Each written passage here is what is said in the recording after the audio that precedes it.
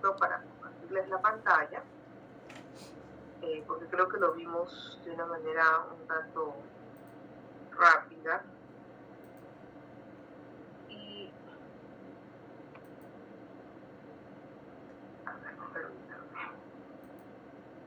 En esta parte, bueno, en principio lo habíamos considerado como usualmente utilizamos la codificación como parte de la descripción o de la codificación de las series en el cuadro de clasificación. Lo vamos a volver a retomar también cuando veamos la elaboración de los cuadros de clasificación. A ver, un momentito. Ahí está. Esta columna y voy a poner para que pasen hoja por hoja. Muy bien. Entonces, en la normativa que nos antecedió a la versión del año 2000, bueno, de la actualización de estas normas del Sistema Nacional de Archivos entre el 2018 y el 2021, usualmente la asignatura iba representada como lo vemos aquí, ¿no? Identificando en letras y números los niveles de agrupación documental.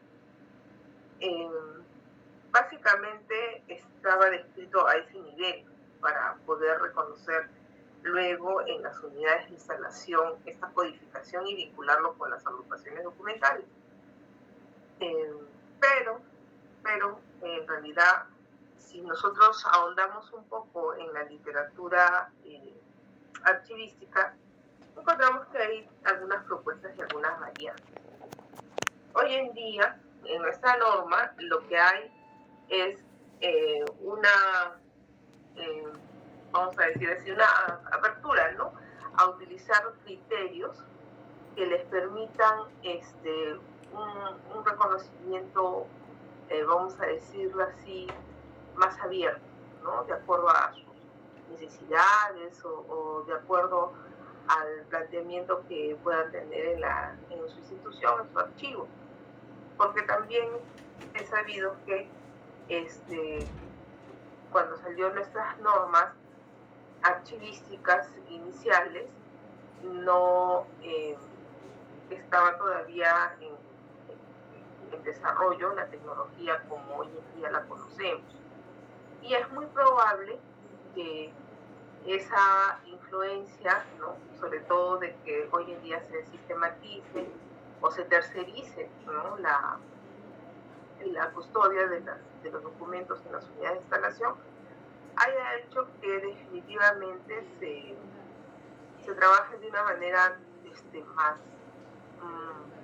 influenciado más por el tema numérico, ¿no? Utilizando códigos de barra probablemente, y bueno, haya pasado la asignatura no solamente a una utilidad de reconocer la serie documental, sino que más que nada pueda reconocer la unidad de instalación únicamente, ¿no? Entonces vamos a verlo también con unos ejemplos.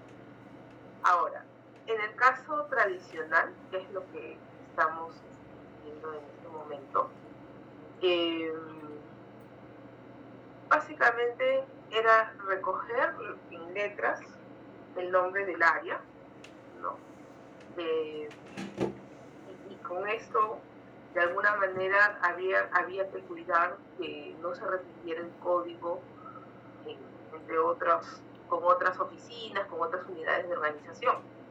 Fuera de eso, lo demás permitía un ingreso flexible de nuevas series documentales, salvo en el caso de que el Archivo General de la Nación, cuando revisaba tu propuesta de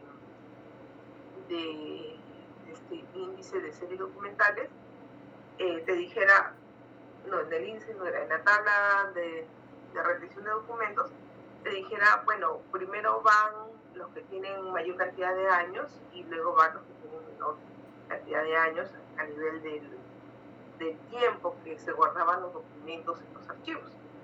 Entonces, eso resultaba un tanto ilógico porque nuestra norma no nos establece esos criterios y porque aquí, por ejemplo, ¿no?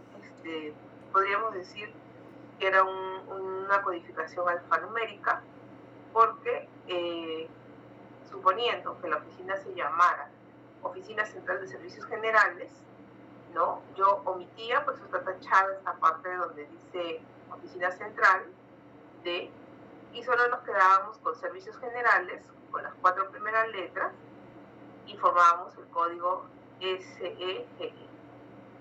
Entonces, con este código SEGE representábamos lo que vendría a ser la sección documental, ¿no?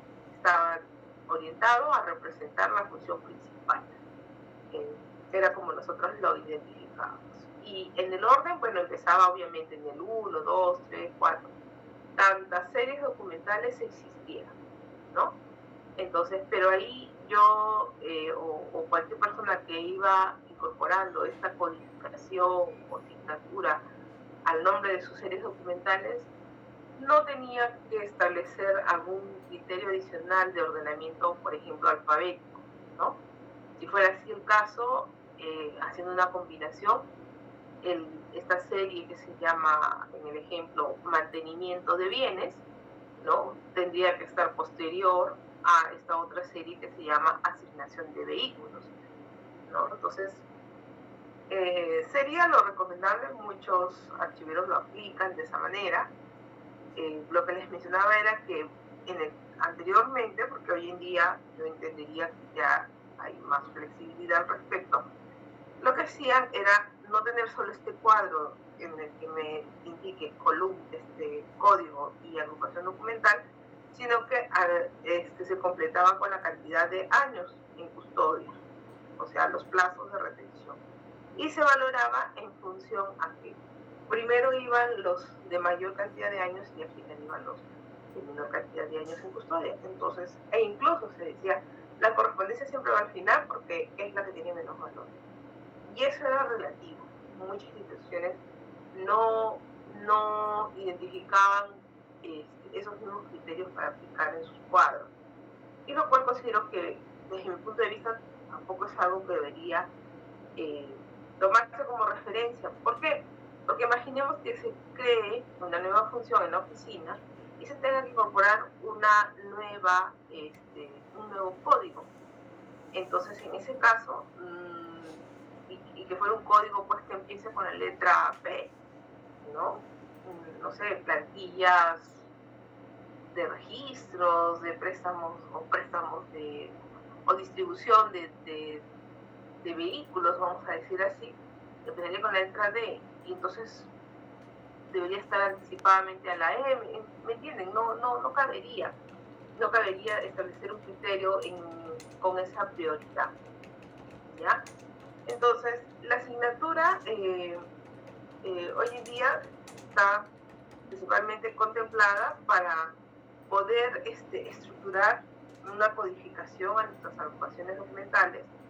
Y yo creo que lo más funcional es que estas codificaciones nos permitan, por ejemplo, ante una sistematización, un control mucho más eficaz al momento de los registros, en lugar de llenar datos completos, ya tan solo se maneja a nivel de códigos, lo cual también puede permitir cierto nivel de reserva, vamos a decir así, ¿no? ¿Qué más tenemos? Bueno, aquí había otro ejemplo más. Aquí, en este caso, cuando eran nombres combinados, ahora, hoy en día hay instituciones que le ponen unos nombres a sus oficinas muy extensos, complejos, ¿no? Ya ahí depende mucho de la destreza, u otros en el que establecen ya codificaciones a partir de las siglas de las oficinas. El único inconveniente con ello, y en ese sentido yo sí soy parte conservadora, vamos a decirlo de ese modo, de que no consideren los niveles jerárquicos, ¿no? Porque, por ejemplo, una sigla para formular un documento, en este caso, sería probablemente OCSG, ¿no? ¿Y la sigla en dónde va? Pues va al momento de enumerar un documento, ¿no? No sé, para aquellos que quizás no tienen todavía la experiencia laboral, vamos a buscar un ejemplo para,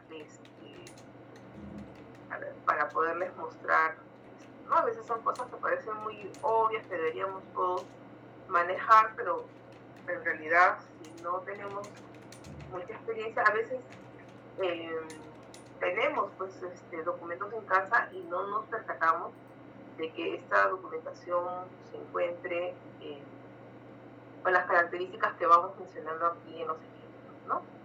Entonces, el tema es ir saliendo y ir entrando,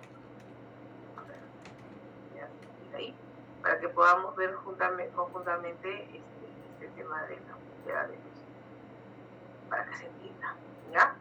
Por ejemplo, ¿no? En este documento podemos apreciar donde dice oficio, es un documento, a ver, como que vamos practicando el tema de reconocimiento de las agrupaciones documentales en los documentos, ¿ok? Como un ejercicio. Voy a abrir la lista para la lista de asistencia. Ahí está. A ver, vamos a empezar de la mitad para adelante. Hoy día que estamos, 18. Wow.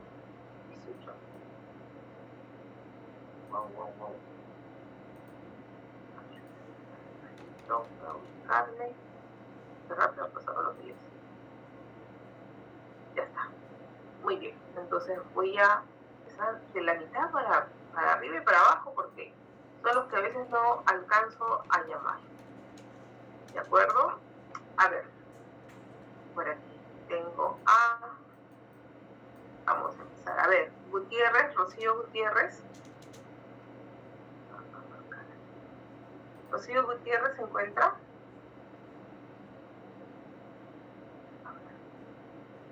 Rocío. No, profesora. Hola. No se encuentra Rocío Gutiérrez. No se encuentra Rocío. Ok. Entonces ya vamos al siguiente. John Guamaní. John Guamaní. Hola John, ¿cómo estás? Te escucho bien lejos. Inmovilizarse y después. Ya está.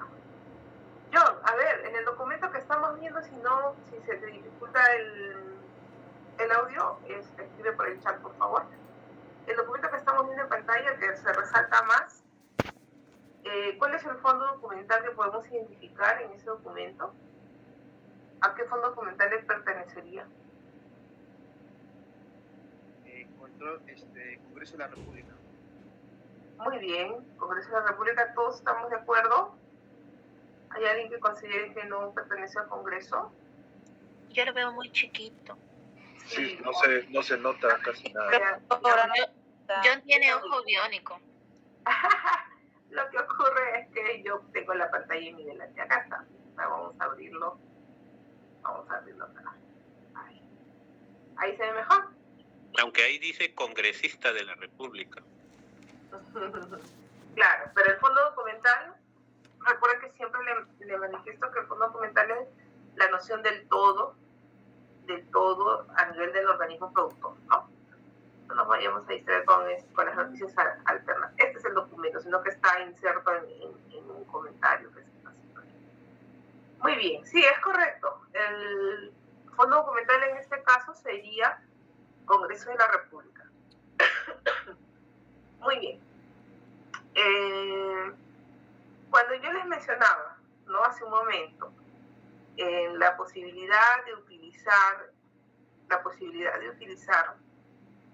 las siglas de las oficinas como códigos para las secciones, para la asignatura de los cuadros de clasificación o la asignatura de la ubicación de los documentos en sus ubicaciones físicas, me refiero, por ejemplo, a este tipo de siglas que no se marca, porque está dentro del contexto. Bueno, aquí dice, por ejemplo, oficio 514, 2019, ¿verdad? IBDLC, bueno, que en este caso son las siglas de la persona, de la congresista, CR-ML, ¿no? Entonces, si yo utilizaría como como codificación de mi serie documental, estoy agrandando para que sea un poco mejor, este tipo de codificación estaría correcto. Miren que este es un caso particular, ¿no? Porque aquí, ¿cuál es la sección?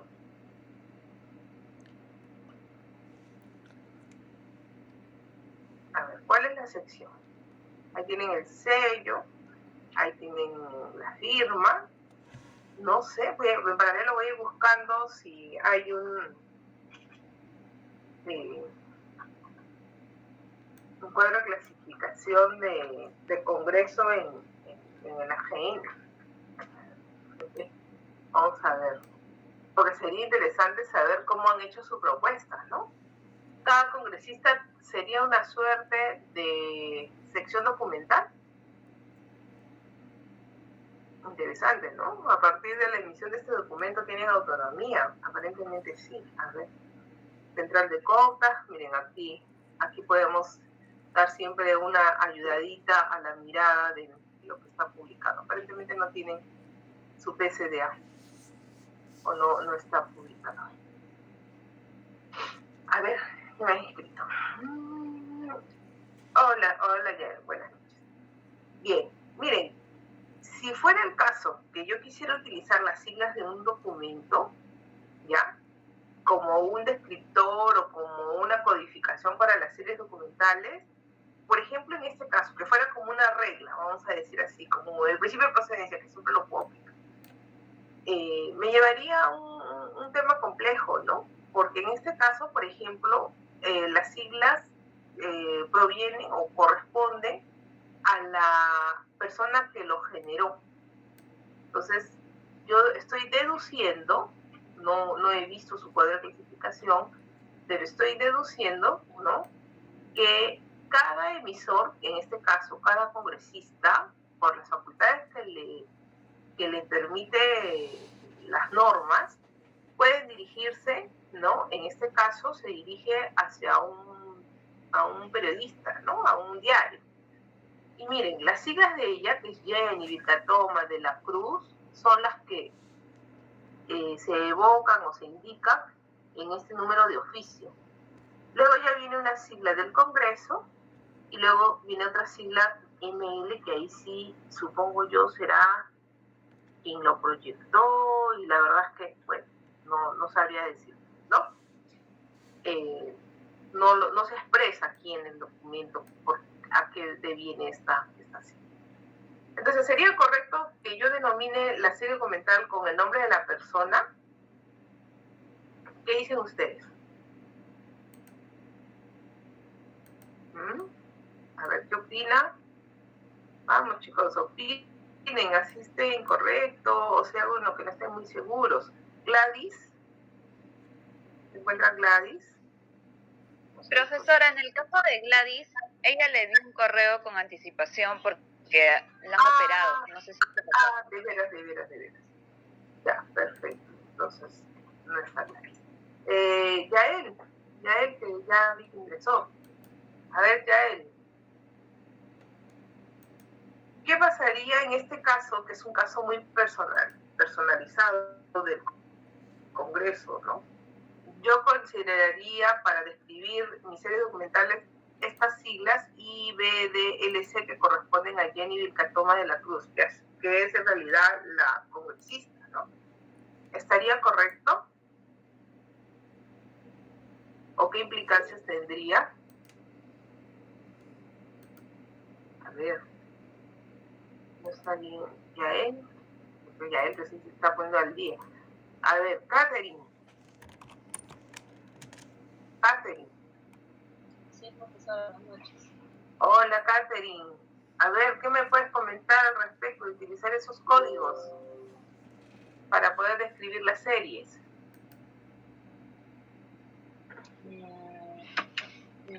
No sé.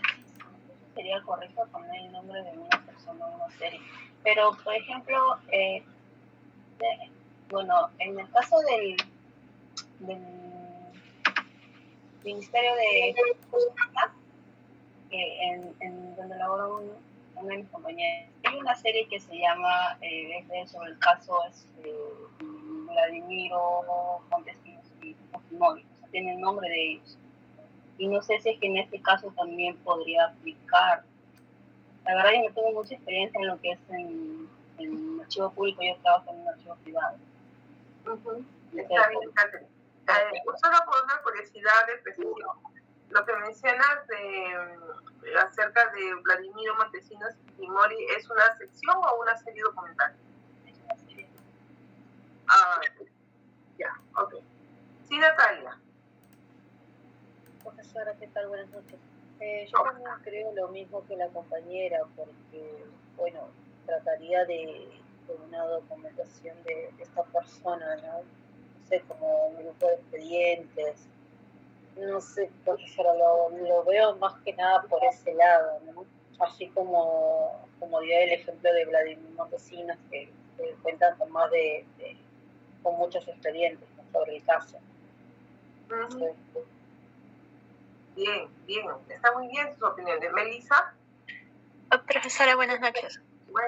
A mí en realidad me confunde, porque ¿qué pasaría si hay otro congresista que tiene las mismas iniciales? Y yo entiendo que de repente en el Ministerio de Justicia sea que la serie se llame así porque es un caso muy particular, ¿no? Que tenga el nombre de estas dos personas, y creo que sería muy difícil que se repita algo a esa magnitud, ¿no? Que pueda tener una serie y llamarse así con los apellidos de Montesinos y de Fujimori. Pero en el caso del Congreso, o sea, me sorprende, ¿no? Si es que esto fuera una serie de que utilicen las siglas, ¿no? De las primeras letras de los nombres de cada congresista, porque si en cada periodo hay 120 congresistas, entonces ¿no sería un poco confuso para alguien buscar una serie y empezar a acordarte el nombre completo del congresista? O sea, no lo sé, yo no trabajo en el Congreso, no sé cómo es el archivo, pero o sea, yo desde afuera, como persona que no trabaja en el Estado también, yo lo veo por ese modo, ¿no? O sea, a mí se me daría un mundo si es que eso fuera una serie. O sea, no sé a los demás compañeros, pero en mi caso me parece muy confuso. Claro, no, está muy bien tu percepción. A ver, vamos a escuchar a Jorge. Buenas noches, Jorge. Profesora, buenas noches. Sí, primero disculpe que estoy en el transporte. Estoy yendo en transporte público y, bueno, de repente hay algo de bulla. En mi opinión, respecto a la manera como debemos considerar este caso, primero que nada debemos tomar en cuenta que más allá de la persona, en este caso sería deberíamos verlo como un despacho. Así como de repente superintendencia tiene su despacho, superintendencia, en este caso este congresista va a tener su despacho en el que va a estar tanto el congresista como otros trabajadores que se le asigna, o que él como parte de su equipo también se le asigna. Incluso no siempre los documentos van a ser los que genere el congresista, sino también todos estos trabajadores dentro de este equipo, pues no, o despacho. Entonces, en ese sentido creo que ahí me inclinaría más que nada porque en este caso el nombre de congresista, no sé si de forma completa o ya se estandarizaría si el primer nombre y primer apellido y segundo apellido, y eso ya se estandarizaría, pero sí sería una sección. Ahora, para poder codificar, que creo que ahí va la pregunta,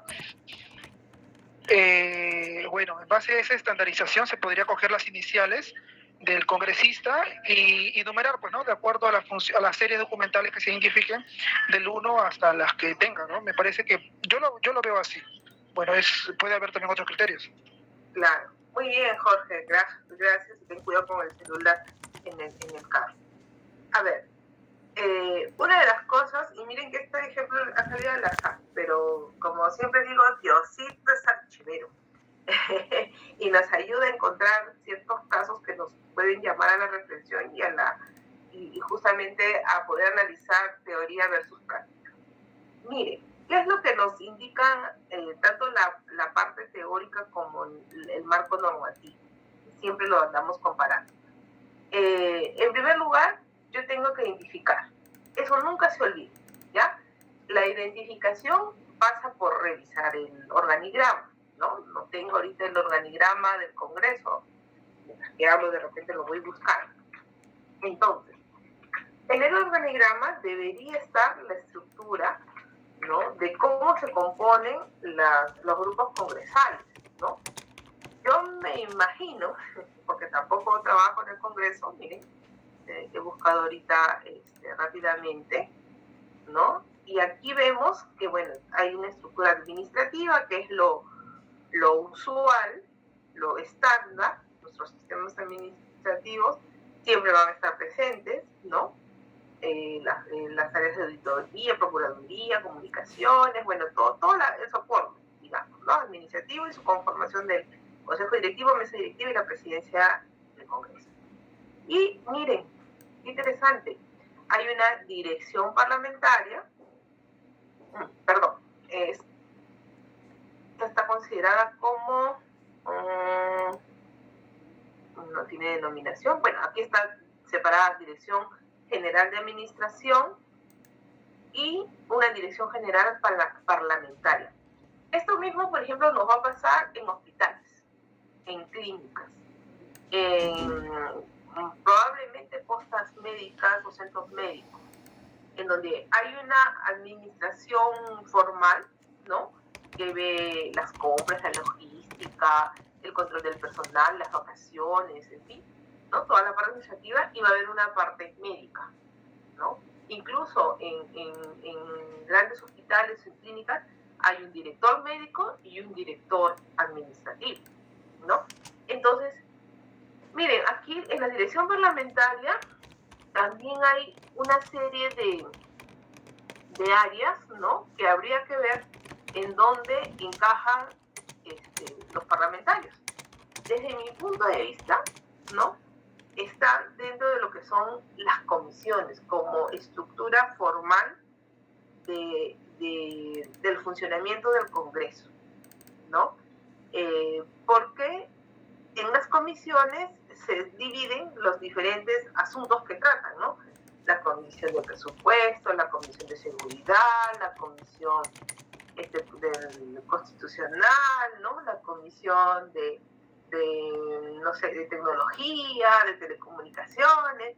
Y miren, a continuación hay un hecho interesante en la redacción del documento, porque aquí, frente a esta propuesta, para llegar a concluir si es que utilizamos o no, o es válido o no utilizar una codificación de un documento para reconocer una serie documental dentro de una asignatura, ¿no?, tendríamos que leerlo y saber las facultades que tiene un congresista para solicitar información y para dirigirse directamente hacia una entidad. ¿Qué es lo que nos faculta? Bueno, está en la ley 27444, la ley de transparencia y información pública, y de seguro debe estar también en los documentos normativos del Congreso. Y miren cómo está redactado. Creo que alguien me escribió, ¿no? Bueno, habría que ver si no todos forman parte, ¿no? Pero miren cómo aquí dice: el rato dirigimos en mi calidad de congresista para saludarle y en el servicio de la labor de fiscalización y representación de los ciudadanos, solicito usted tenga bien informar desde qué fecha el periodista Gustavo Gorriti Elebogen tiene conocimiento de la información a su investigación, concerniente a los 33.000 archivos de la caja 2 de Odebrecht, la misma que fue compartida con el Consorcio Internacional de Periodistas de Investigación, ICIS, respecto a uno de los más sofisticados métodos que se utilizaba para mover dinero, división de soborno, ¿no? Entonces, yo pensé que aquí se expresaba en términos de una comisión, pero no, simplemente hace alusión a su labor de fiscalización. Bueno, es bien curioso, la verdad, para mí. Yo tampoco he conocido de cerca la estructura de información del Congreso, pero sí, pues, en todo caso, habría que ver cómo se llamaría esa gran sección, ¿no? Probablemente se llamaría, pues, división parlamentaria, como está aquí, ¿no? para que pueda tener una denominación estructural, ¿no? Dirección, claro, podría ser esta, ¿no? Esta de aquí. Dirección parlamentaria o parlamento, simplemente. Y a partir de ahí, estructurar la información e internamente asignarle un ordenamiento. Pero que la serie documental se llame como el nombre de cada congresista, no me parece algo tan práctico que permita hacer que tu ordenamiento de las unidades de instalación en tu archivo puedan ser prolongadas en el tiempo, puedan constituirse en un elemento de control en el tiempo, ¿no?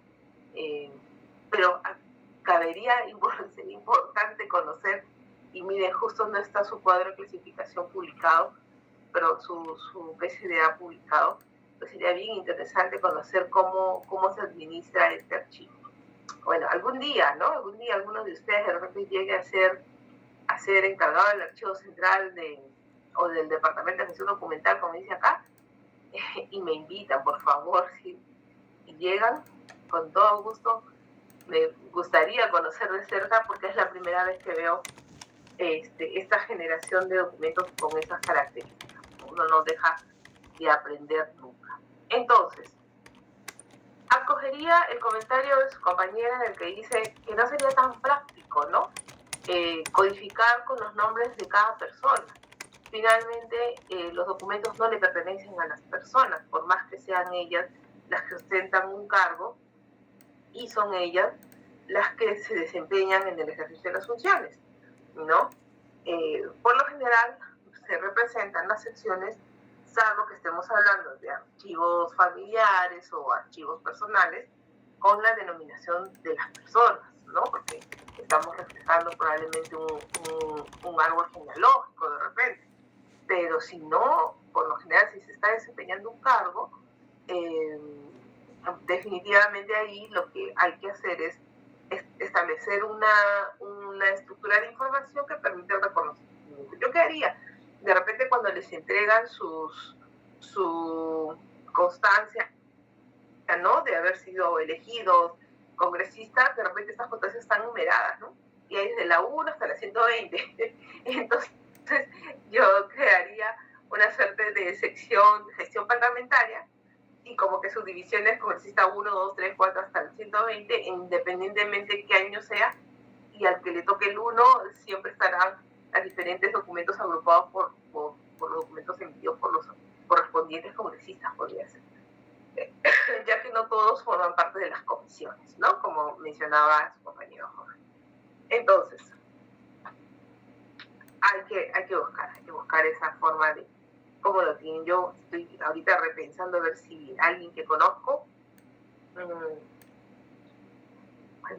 el entorno, si no lo voy a averiguar, a ver que nos dé una manito, y sería interesante conocer esos casos, ¿ya? A ver, Melissa me dice que aquí he encontrado ya unas secciones, a ver, ¿en dónde ha sido? Ya, a ver, las voy a compartir.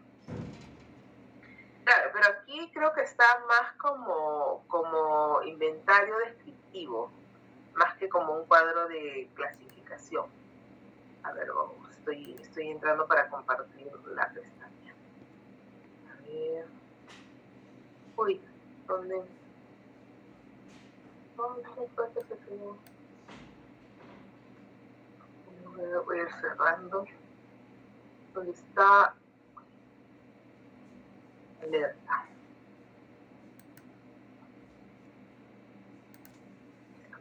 Ajá, ya.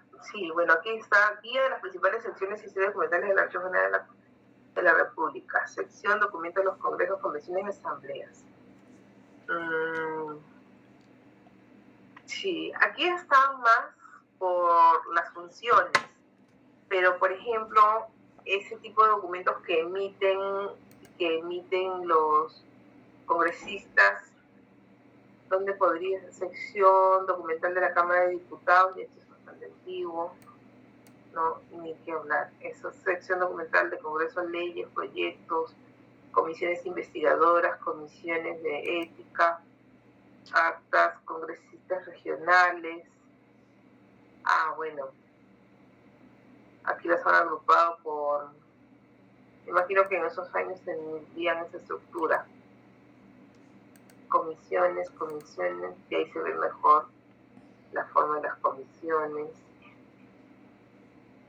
Sí, no, aparentemente no habría una agrupación para el quehacer y solicitud de información que generan los congresistas, ¿no? Habría que analizarlo y conjuntamente solicitar consulta a la GN, ¿no? Para que a quien le toque, en todo caso, ver este tipo de estructuración tan particular, ¿no? Porque, por ejemplo, en las municipalidades, ¿no? Si es que cuando hay sesión de consejo, se firman actas. Entonces, el resultado de los acuerdos terminan, o si no es una acta, es algún otro tipo de documento formal. Y bueno, ahí queda registrado el actuar, las decisiones y las acciones que se van a realizar. Pero en este caso es diferente, ¿no? Como dice bien la congresista, por sus facultades de investigación, ella cumple con solicitar información externa. Muy bien, y no piden poco, ¿ah? No sé si a alguno de ustedes que ya esté laborando le haya tocado atención a, vamos a decir así, de pedidos congresales o pedidos de la fiscalía. Pero agobiante, ¿no? Muchas veces hasta lo piden copia certificada y es bastante laborioso en algunos casos. Bien, entonces, una manera práctica, ¿cómo podría yo aplicar la asignatura en lo cotidiano de mi gestión en las instalaciones, ¿no? Siempre yo fomentaba, vamos a decir así, divulgaba, ¿no? Que la manera más práctica de reconocer una rotulación, porque finalmente utilizamos el rótulo para plasmar el uso de la asignatura que vamos a utilizar, debía reflejar todas las agrupaciones, los nombres de las agrupaciones documentales a la cual corresponden los documentos que vamos a guardar en un legajo, en un paquete, en una caja, ¿no? Entonces, digamos, en este caso, ¿no? Dice Municipalidad de Santa, estamos hablando del fondo. Herencia personal, estamos hablando de la sección. Correspondencia recibida, que en realidad no existe la correspondencia recibida, pero bueno, la coloqué porque muchas veces hay personas que siguen usando eso, así que mejor lo quitamos. No hay correspondencia ni recibida, ni hay correspondencia ni cambio, ¿ya? A veces las pongo porque digo de lo que no se debe hacer y se queda ahí pegado. Entonces, hay la correspondencia, enero, junio, bueno, el tiempo, el plazo, vamos a decir así, el rango de ordenamiento que va a tener estos documentos, enero a junio 2004, y el año y el número de la unidad de instalación, ¿no? Entonces, ese tipo de descripción evidente nos permite para cuando recién comenzamos, cuando recién estamos conociendo la institución, evidenciar de manera directa el contenido de los documentos. Entonces, muchas veces la asignatura o la codificación que utilicemos para identificar las agrupaciones documentales han sido utilizadas como una suerte de reserva de la información. Entonces, si yo veo varias cajas o varios paquetes con una descripción tan abierta, hay personas que piensan, bueno, puede venir el que limpia y le dan una propina y entonces sustrae un folio porque sabe exactamente dónde puede ubicar, porque está visiblemente accesible. Y en base a eso y en honor a esos temores o a esas reservas, hay archivos en donde de repente han mezclado la documentación. No, ¿para qué va a ser ordenado? Que esté desordenado, así nadie se entera. Cuando eso genera un gran error, en el sentido de que uno tiene que cuidar y mantener la reserva de los accesos a los ambientes. No sé, poner un código externo para registrar formalmente quién ingresa, tener cámaras de seguridad, o sea, velar por otros mecanismos que no atenten contra el desorden físico de los documentos. Ahora, pueden haber procedimientos de por sí en donde es casi imposible reordenar la estructura original de la secuencia de los expedientes. Por ejemplo, que una institución genere el registro 001 el año 2021 y el registro 1.000.000 en 31 de diciembre del 2021. No todos los expedientes, o sea, decir voy a ordenar por número de expediente a los distintos, a 1.000.000 de asuntos diferentes que hayan ingresado a la organización, estoy siendo exagerada, a los 100.000 documentos que hay recibidos en un año, vamos a decir así, y pretender darle un ordenamiento numérico por el número de expediente a ese conjunto de documentos sería algo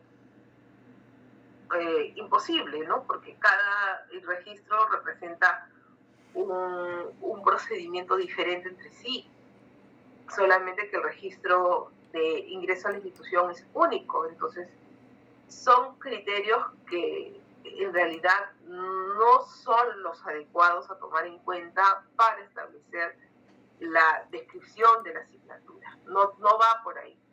La descripción de la asignatura lo que busca es, de alguna manera, en lugar de tener todo este texto, es resumirlo probablemente de esta manera, ¿no? Y es más, si yo quiero que la municipalidad de Santa tenga también un código, bueno, lo puedo poner, ¿no? Imagínense que trabajan en un archivo regional, en un archivo intermedio, en un archivo histórico, van a administrar varios fondos. Podrían codificar los fondos documentales, así como se pide en la descripción de la ISAT, y también reconocer los distintos fondos por su propio código. En lugar, ¿no? Si comparamos, aquí todavía no tiene código el fondo, por eso prevalece, ¿no? Y aquí vemos gerencia personal, ¿no? Y aquí está PERS 08, que representa la sección. En este caso, ¿no? Si yo lo quiero plantear en términos netamente archivísticos, incluso hasta le quito la denominación de gerencia personal. Y sería únicamente personal, ¿no? Entonces, para que vayamos adaptándonos al tema, ¿no? Entonces sería Municipalidad de Santa, personal, correspondencia, la fecha, el año. Entonces, codificado sería la Municipalidad de Santa, PERS 08, la fecha, que aquí la fecha no sé por qué le hemos puesto, de enero a junio. No, pues acá faltaría, aquí sería la codificación de la serie, perdón, ¿no? Esta sería correspondencia. La correspondencia se representa como 08, 01, bueno, el código que se haya creado al respecto para la serie, la fecha, ¿no? Que se mantiene, y el número de la unidad de archivamiento, ¿no? Muy bien. Hoy en día, con esta definición que nos trae la norma, ¿no? Que está extraída de la misma directiva, ¿no? En donde dice, es asignar símbolos de codificación. Pueden ser letras o números o la combinación de ambos para su identificación. Dichos símbolos representan los nombres o títulos facilitando su inmediata localización. Entonces, yo puedo utilizar los números, ¿no? Los cuales se recomienda en ciertas lecturas, digamos, más modernas, ¿no? Que las codificaciones que planteemos a la asignatura no superen los, para evitar que pase como aquí, ¿no? 01, 02, 02, 01, ¿no? Pero eso ya es cuestión de la metodología que ustedes quieran aplicar, ¿no? Probablemente si estamos en una institución con mucha complejidad en su estructuración orgánica y querramos dar una alternativa que no llegue a tantos niveles descriptivos porque se ve muy cargado, porque de repente no es tan práctico, ¿no? Entonces ahí podemos agregar a los niveles descriptivos ya las letras, ¿no? O alguna codificación significativa, como en este caso el 100 para 100, 200, 300, 400, 500, para enunciar a los que pueden ser las secciones documentales, y los otros niveles ya para lo que serían las series documentales, ¿no? Entonces aquí también, como en este caso, ¿no? Combino letras, combino números, y voy estableciendo según eso mis diferentes estructuras de información. Lo importante es que podamos ver signaturas limpias, ¿no? Que puedan permitirnos evidenciar probablemente las relaciones, las jerarquías, de una manera bastante limpia, ¿no? Que no se vea como que cargada, como que no se entienda. Ese es un poco el reto que deberíamos tomar en cuenta, ¿no? Entonces, Mundet, en este librito del manual de la archivística, nos dice, ¿no? La instalación de los documentos en el depósito, bueno, para los Mundet es, no recuerdo si es español o mexicano, pero fuera de nuestro país, vamos a decirlo así, que ustedes saben que el tema terminológico siempre es una suerte de dificultad a nivel internacional, en donde denominamos de formas lo mismo, ¿no? Nos habla del depósito como el área en donde se va a generar la custodia de los documentos, que para nosotros por lo general lo denominamos repositorio, ¿no? Entonces, él nos menciona que en el depósito, ¿no? La instalación que vendría a ser esa disposición de los documentos, ¿en dónde? En los contenedores, ¿no?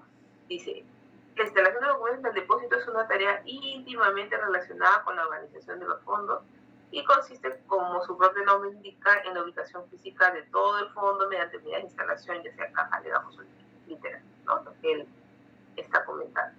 Entonces, cuando nosotros vamos a organizar documentos físicos, y ojo con esto, que muchos pensarán, ay, profesora, pero ya el documento físico es cosa del siglo antepasado.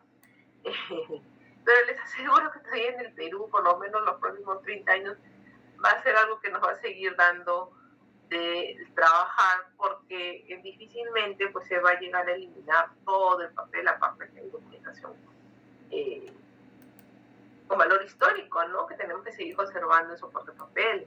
Y habrá todavía decisiones, considero, de instituciones que a pesar de una gestión electrónica puedan decidir también imprimir documentos, ¿no? Más allá del tema del valor, de que se copia o no. Entonces,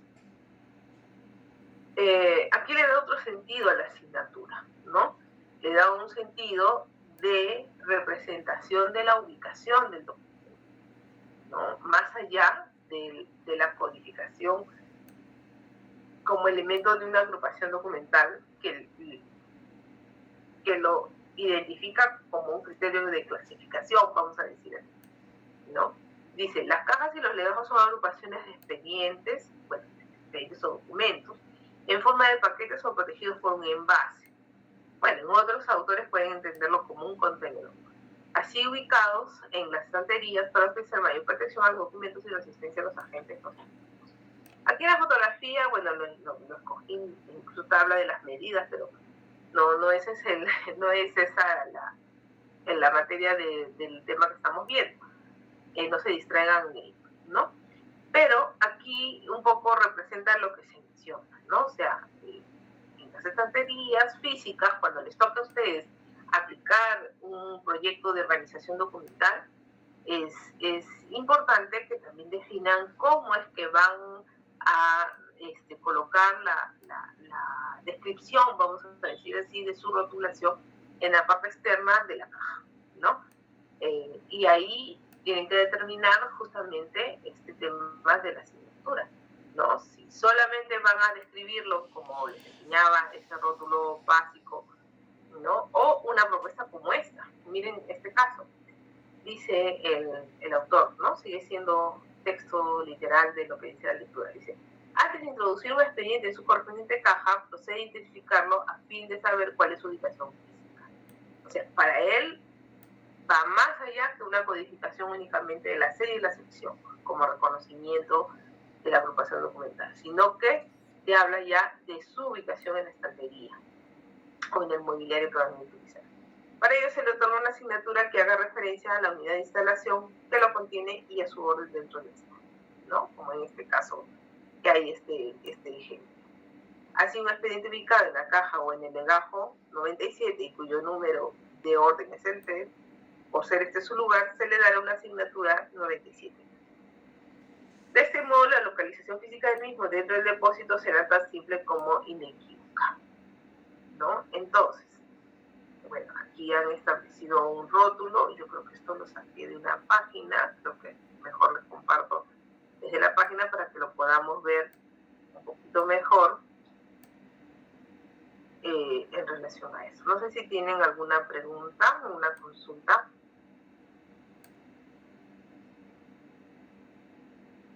¿Es esta? Sí. Mire, ahí está un poco más agrandado la imagen que está en el PPT. Entonces, miren, por ejemplo, esta es una propuesta, me parece, de Colombia.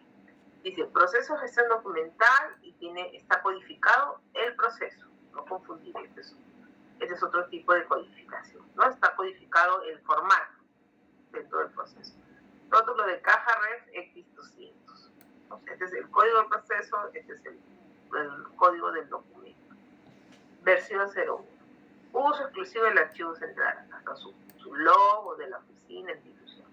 Número de transferencia y número de caja, ¿no? Entonces, por ejemplo, que el número de la unidad, nombre de la unidad administrativa, entendería yo, código de la unidad administrativa, nombre de la serie, código de la serie, nombre de la subserie, código de la subserie, descripción del contenido, que en este caso se detallaría mayor información, el número de la caja, el número de las carpetas, entendería yo los rangos, o sea, si coloqué 10 carpetas, ahí estará del 1 al 10, fechas extremas, desde el día hasta la fecha mayor, ¿no? Entonces, ¿qué diferencias se aplicarían aquí con respecto a nuestra norma? Bueno, nuestra norma, para empezar, sí nos da un ejemplo de rotulación. Miren, vamos a verlo.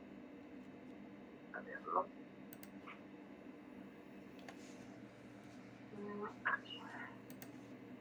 Vamos a verlo, para no analizarlo en línea, ¿ya?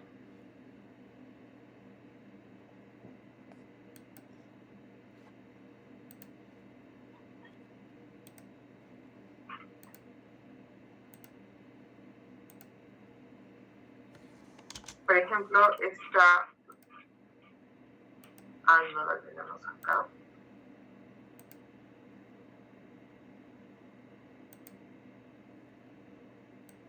Cuadro. Tema. No está aquí, entonces lo tenemos en el de transferencia. ¿Hasta aquí alguna consulta?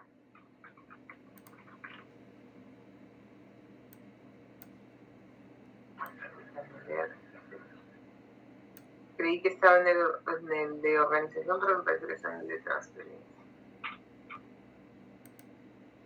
Aquí está. Miren, por ejemplo, en este caso, dice rótulo de la unidad de archivamiento, ¿no? Entonces, es parecido a lo que les mencionaba en el rótulo del ejemplo del PPT, ¿no? Voy a colocar el año de transferencia. En este caso, bueno, es la preparación, no especifica aquí, bueno, va a depender, ¿no? Si hablamos de caja, si hablamos de paquete, ¿no? El logo de la entidad, la unidad de organización, que para fines del marco normativo de la organización, las unidades son órganos, unidades orgánicas, subunidad orgánica y áreas, ¿no? Entonces, dependiendo del nivel de la oficina o de la unidad orgánica que estén ustedes por transferir, ¿no? Se propone esta rotulación y se reconoce aquí la oficina. Luego aquí se indica la serie documental. Yo entendería que al ponerlo textual, están pidiéndote que textualmente lo consideres, ¿no? No te están pidiendo una codificación. Aquí en el tercer punto, ¿no? En el tercer punto sí te piden codificación.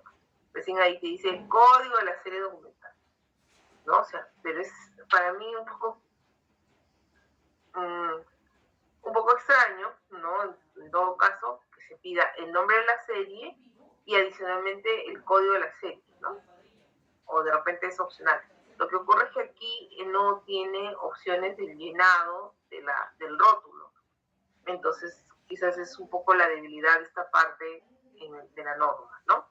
Y puede quedar a consideración de cómo, bajo el criterio de cada uno, lo pueda establecer, delimitando o limitando la estandarización de este uso de rotulación. Y luego viene la fracción de la serie, ¿no? Donde te dice el número correlativo, las fechas, sistemas y las letras. Yo entendería que es o el número correlativo o las fechas, sistemas o letras como criterio de ordenamiento de la serie documental que se estuviera enviando, ¿no? Y finalmente el número de unidad de archivo. Si fuera así, ¿no? Si fuera si es o número correlativo o fechas, sistemas o letras, habría ahí que entender de que dónde se colocaría la fecha del documento. Podría ser el número correlativo y la fecha del documento, ¿no? No necesariamente dejar de usar o seleccionar solo una, ¿no? Aunque acá también dice año de la transferencia, la cual se confundiría con, si ya tenemos el año de la transferencia aquí, ¿por qué nuevamente se repite? ¿No? Entonces, eso es quizás, cuando veamos la directiva, nos puede generar esa confusión. De repente aquí la transferencia sería en el año, ¿no? O sea, la primera transferencia y aquí iría el año 2022. Bueno, yo lo colocaría de otra manera como para que sea de fácil identificación, por ejemplo, ¿no? En fin, ya uno cuando está regulando internamente en sus instituciones también puede tomar como una referencia estas propuestas y sugerir aquello que se ajuste un poco mejor a las características de sus documentos, ¿no? Como en este caso pueda ser más ajustadas a lo que establece la norma o quizás personalizadas de acuerdo a sus necesidades. Sí, ¿quién levantó la mano? Ana. No, profesora, buenas noches. Una consulta, ¿y si yo tuviera 2, 3, 4, 5 transferencias al año? Usualmente yo le pongo en romanos, ¿no? Transferencia número 1 del 2019, transferencia número 2 del 2019 y así. Uh-huh. ¿No? Entonces, esa partecita de arriba de año de la transferencia, año, yo lo tomaría de esa manera, ¿no? Quizás la transferencia 1 del año 2019. Exacto, sí, yo también personalmente, yo también lo trabajo de esa manera. No utilizo romano, utilizo siempre números arábigos. Ajá. Y sí. Es como un criterio nada más, ¿no, profesora? Como tener un criterio. Exacto. Ahora, tienen que tomar en cuenta que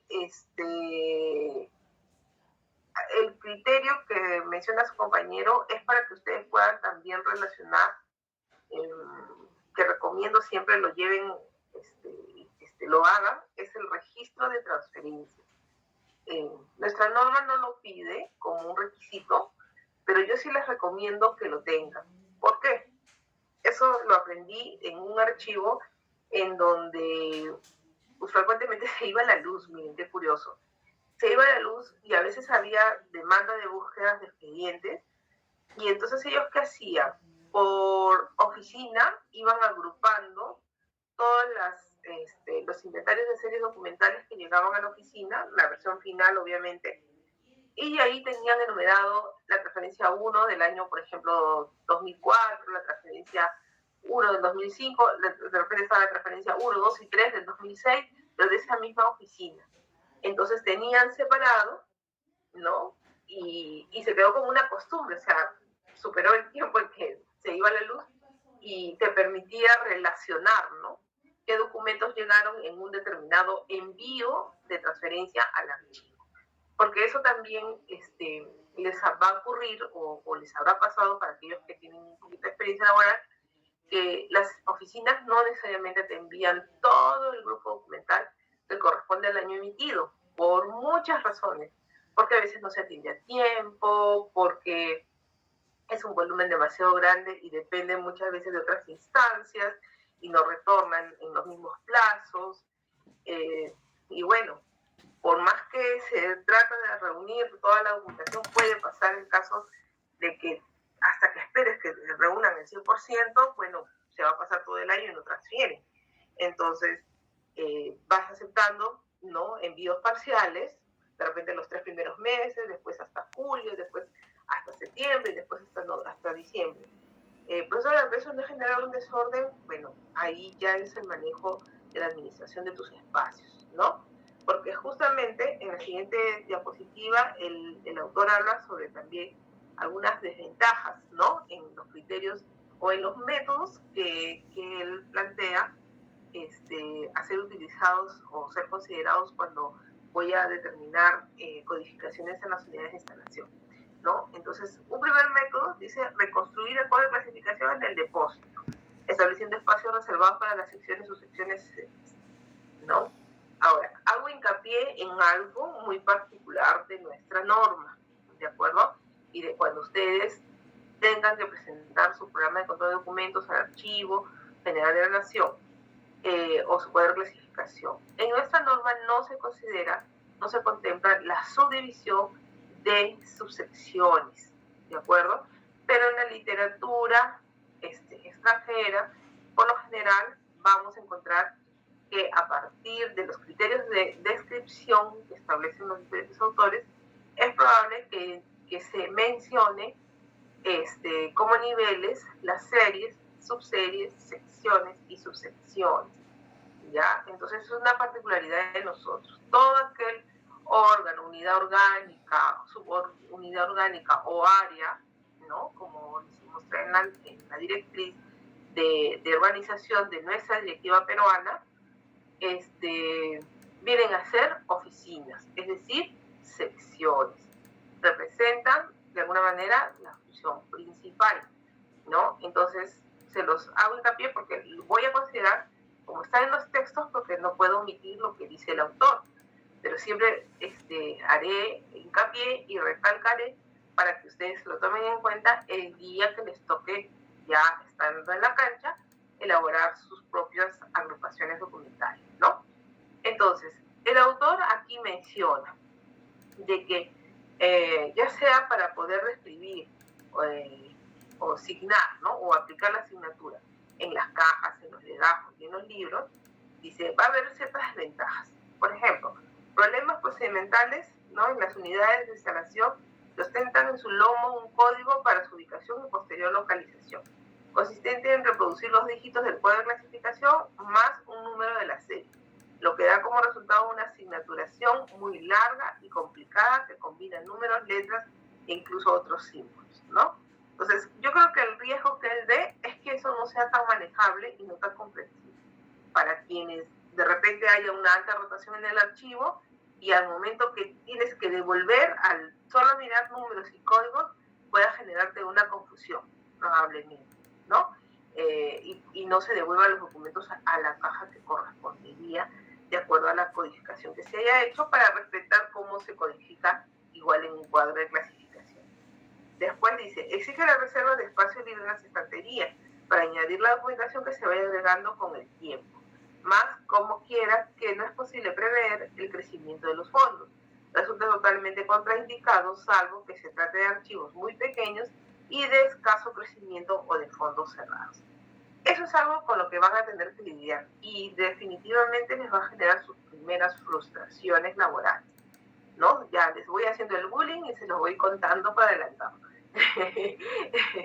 No se preocupen que todos hemos pasado por lo mismo y tienen que aprender a perder el miedo, tienen que saber enfrentar esas dificultades que se les pueda presentar en su momento, ¿no? ¿En qué sentido?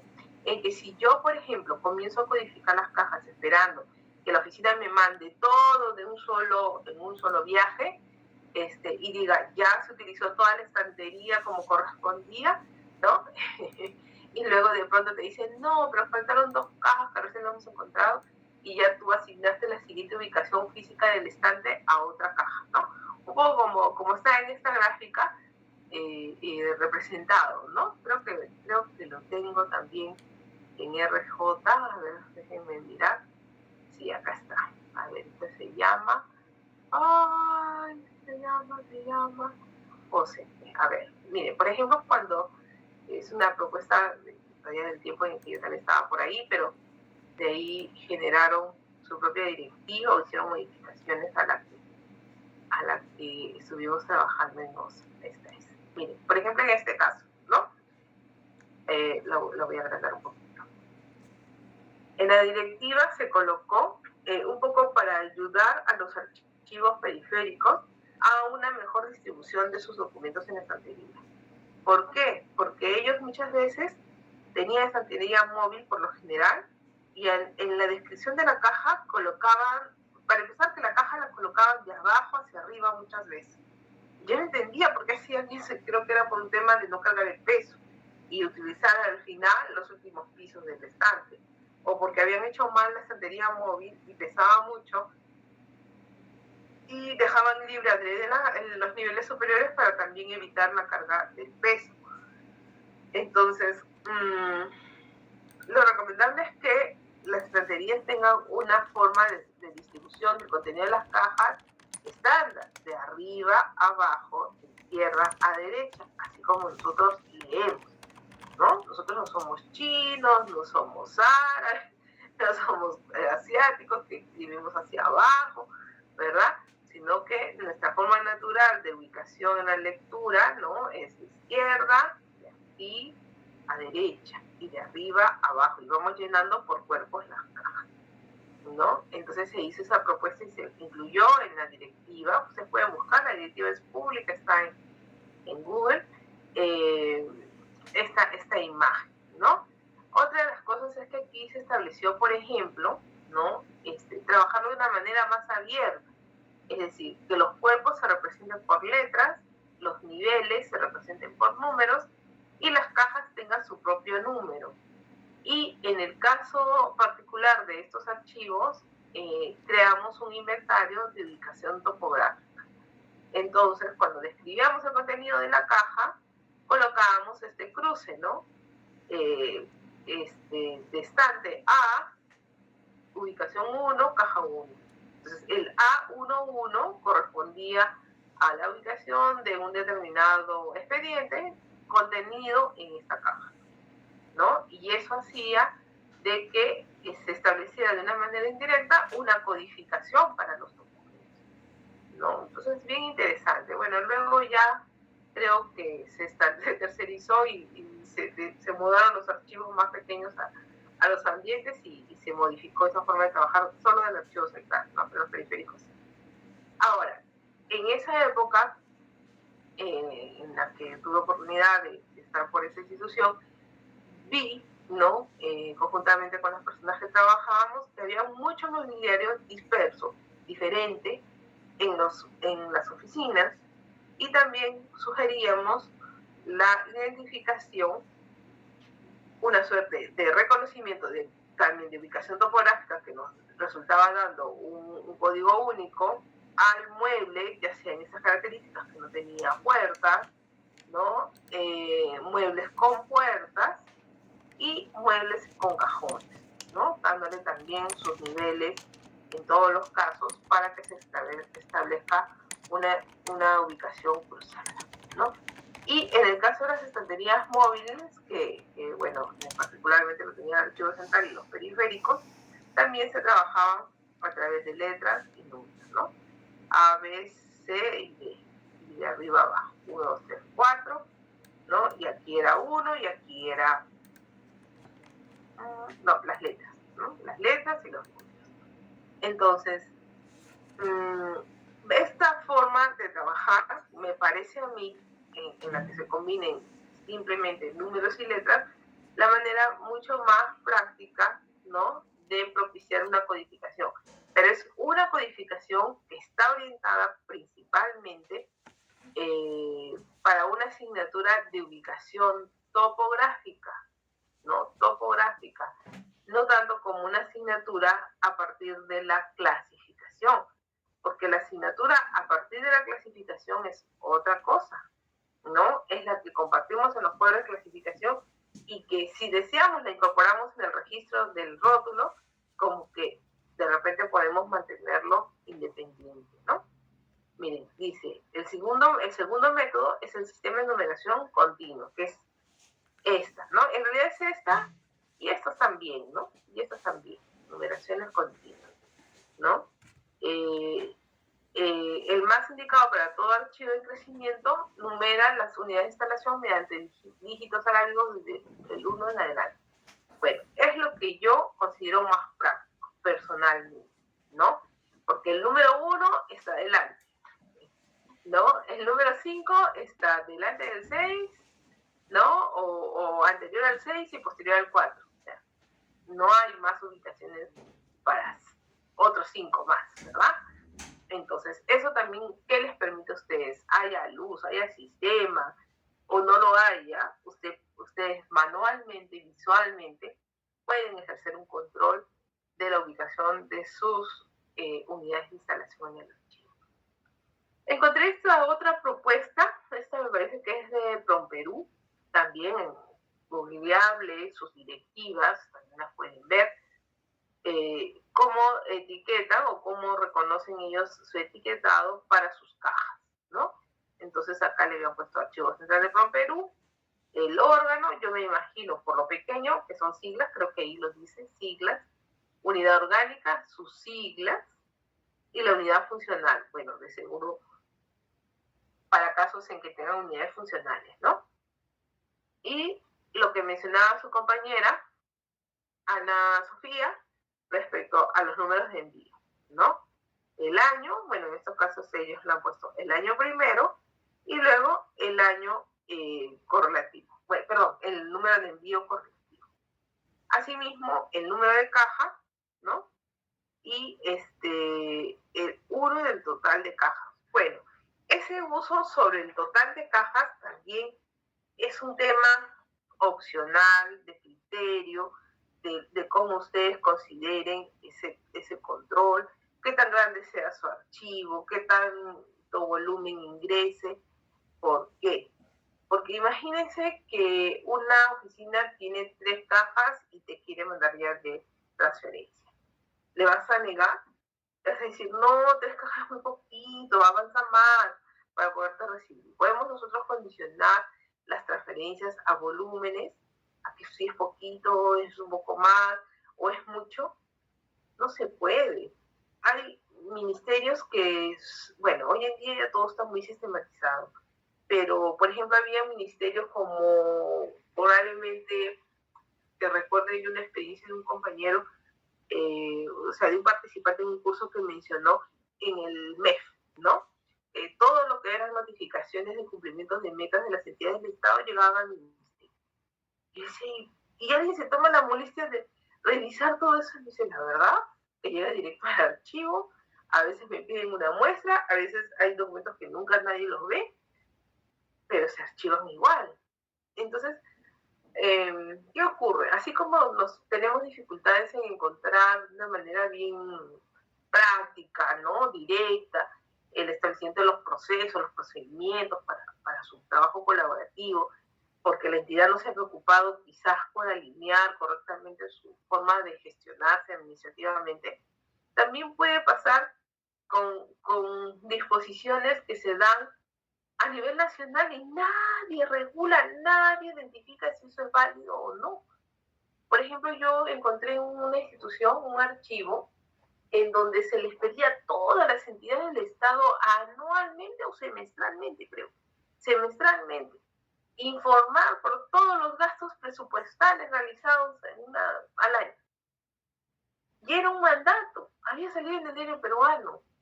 Y los documentos llegaban probablemente en cantidades. Yo ya llegué a alcanzar, bueno, una cantidad, era como cerca de 500 cajas. Entonces hice un informe para la eliminación de esos documentos porque, primero, nunca nadie, yo ya tenía 5 años trabajando ahí, y nunca nadie había solicitado un documento de ese tipo. Número 2, logré encontrar la norma que disponía el envío de esa información. ¿Y por qué se realizaba el envío de esa información? Porque en su momento no había un software que sistematizara esos datos. Entonces se pedían manualmente para que haya un cumplimiento. Y no había ningún documento que sustentara un reporte, un informe final, ni siquiera en las memorias, ni siquiera en la estadística. Entonces, era un documento que caía en balde. Y lo que es peor, cuando encontré la norma, adivinen que estaba desfasada, ya no estaba vigente como hacía 8 años atrás.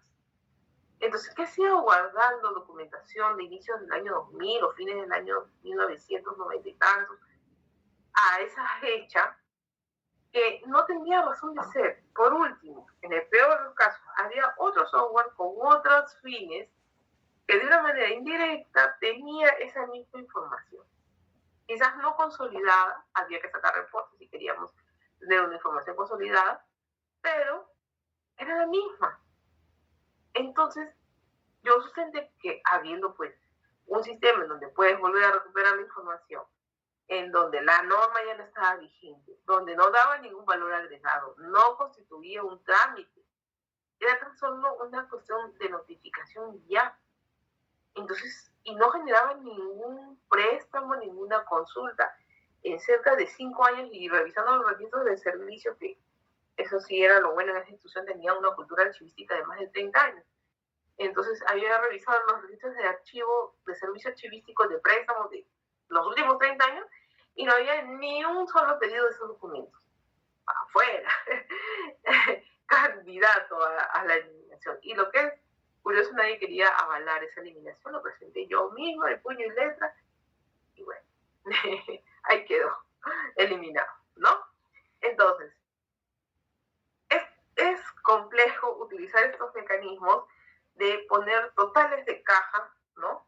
Porque también es probable que del orden natural, que debería ser un respeto hacia cómo llegan los documentos, ya no tener que alterar su orden natural.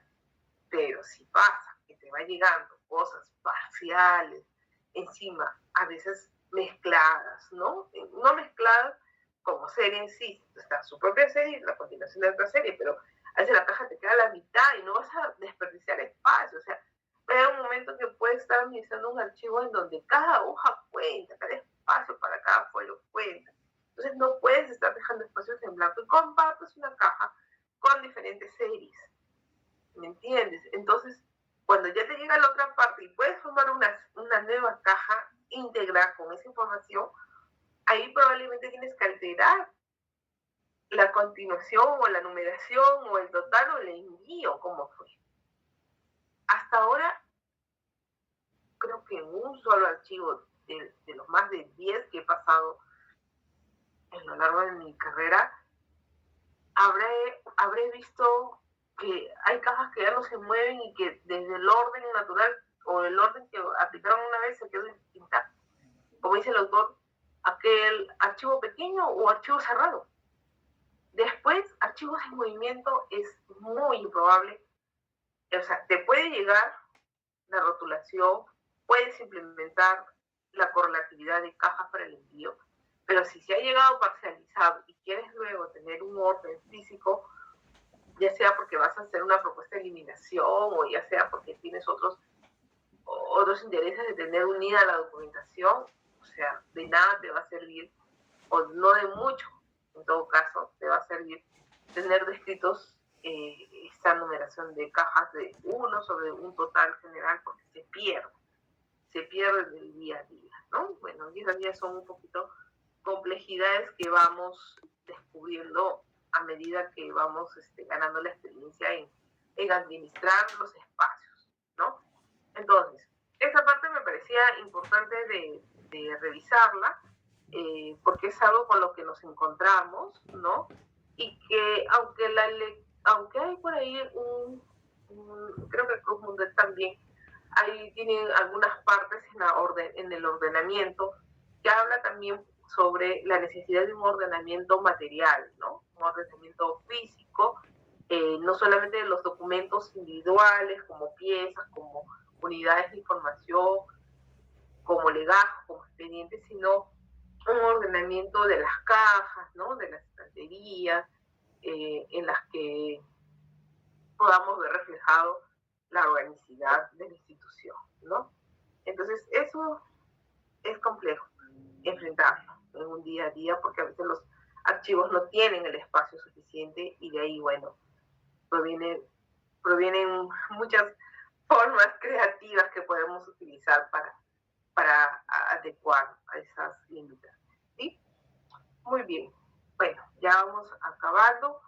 No sé si tienen alguna consulta, el material lo voy a subir para que vayan ya revisando todo el tema de los contenidos que hemos visto hasta la fecha y completar la asistencia. ¿Sí? Ya estuve registrando con mi Excel, voy a tomar lista mejor en el Excel, de ahí ya pasó la asistencia. A ver, ya él ingresó, me parece haberla visto. Mejor. Ya él. Sí, profesora, ya él le puso en el chat que está, ahí está, Ya, presente. Listo, gracias, mi amable. A ver, entonces a ver si voy a empezar. Marden, está Marden Sevilla, ¿sí? Pero por favor también digan presente, ¿sí? Patrick. Presente, profesora Sheila, buenas noches. Ok, buenas noches. Michelle, ya está. Stuart. Buenas noches, profesora, presente. ¿Qué tal? Víctor Atuncar, no está. Víctor era